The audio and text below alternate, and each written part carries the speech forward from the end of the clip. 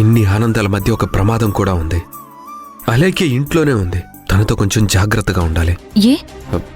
ఏమీ లేదు, జాగ్రత్తగా ఉంటే మంచిది.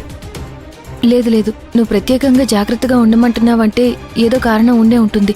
ఏంటో చెప్పు మాధవ్. ఇప్పుడు అవన్నీ ఎందుకు? అందరం హ్యాపీగా ఉన్నాం కదా. ఈ టైంలో అవన్నీ మాట్లాడుకోవడం వృధా. నేను జాగ్రత్తగా ఉండాలంటే ఎందుకు జాగ్రత్తగా ఉండాలో కూడా తెలియాలి మాధవా. ఏదో చెప్పాలనుకుంటున్నావు, చెప్పకుండా దాస్తున్నావు. చెప్పు, ఏమైంది? అలేఖ్య మనం అనుకున్నంత సాదాసీదా మనిషి కాదు. అరవింద్ చనిపోతాడని ఇంట్లో అందరికంటే ముందు తనకే తెలుసు. ఆ విషయం తనకి తెలిసినా తెలియనట్లే ఉంది. పైగా ఈ పెళ్లి చేయడానికి సుజాత అత్తయ్యకి హెల్ప్ చేసింది. ఆల్రెడీ లాయర్ ద్వారా ఒక 25 లక్షల డబ్బులు కూడా తీసుకుంది. నిజమా? అవును భూమి, డబ్బు కోసం ఆశపడింది. నీ మీద పగ తీర్చుకోవాలని ఆశించింది తప్ప శౌర్య జీవితం ఏమైపోతుందని మాత్రం ఆలోచించలేదు.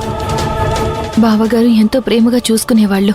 ఆయన మనసుని బాధ పెట్టింది, అది చాలదని ఇదంతా చేస్తుందా? అంతేకాదు, ఇంకా కొన్ని విషయాలు చెప్పలేం. అన్ని దారుణాలు చేసింది. ఏంటవి?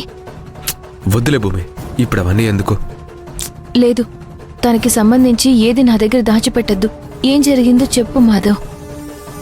అరవింద్ చనిపోయిన తరువాత తను మామూలుగా చనిపోలేదు, మండపంలో భూమి చేసిన అవమానాల వల్లే చనిపోయిందని కేసు పెట్టమని అత్తయ్యకి సలహా ఇచ్చింది కూడా అలేఖ్యనే. అవును, అంతేకాదు, పోలీసులకు కంప్లైంట్ ఇచ్చి నేను అరెస్ట్ చేయించమని చెప్పింది కూడా అలేఖ్యనే. ఏంటి మాధవా, ఇన్ని విషయాలు తెలిసి కూడా చెప్పకుండా ఎలా ఊరుకున్నావు?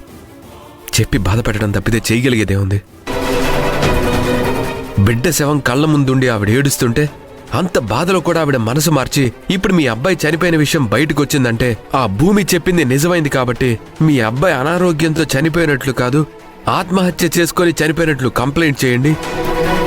శౌర్యతో పెళ్లి జరగకుండా ఆపి అరవింద్ చావు కారణమైనందుకు భూమిని శిక్షించకుండా వదిలిపెట్టకూడదు అని చెప్పి పోస్ట్ మార్టం రిపోర్ట్ని మార్పించింది.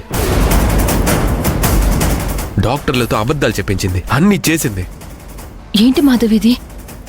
ఒక ఆడది ఇంత దారుణంగా ఆలోచిస్తుందా? ఇంత క్రూరంగా ప్రవర్తిస్తుందా?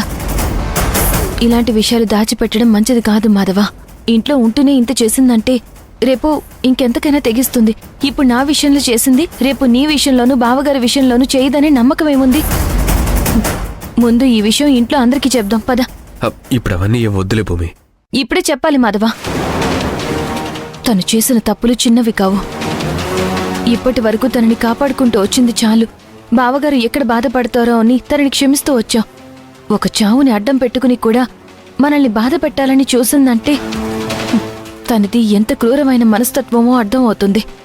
ఎవరు చెప్పినా చెప్పకపోయినా బావగారికి మాత్రం ఈ విషయం చెప్పాలి. వెళ్దాం పద. అది కాదు భూమి. కాదనుకు మాధవ, వెళ్దాం పద. పెళ్లి ఆ రోజు హడావిడిగా అన్ని గొడవల మధ్య జరిగిపోయిందిరా. కనీసం ఎప్పుడైనా అబ్బాయికి పెట్టుపోతలు సరిగ్గా పెడదాం. అలాగే అమ్మా, రేపే షాపింగ్కి తీసుకువెళ్ళి కావాల్సినవన్నీ తీసుకోమందాం. అలాగేరా.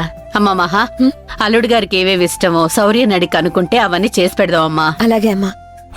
తులసి, నేను అల్లుడు గారి కోసం ఆ నెల్లూరి మటను, భీమవరం నాటుకోడి, వైజాగ్ ఫిష్ తెస్తాను. మంచి వంటకాలు తయారు చేయండి. ప్రాన్స్ కూడా తీసుకురండి. అలాగే. నా మాట విను. వద్దు. ఏంటి భూమి?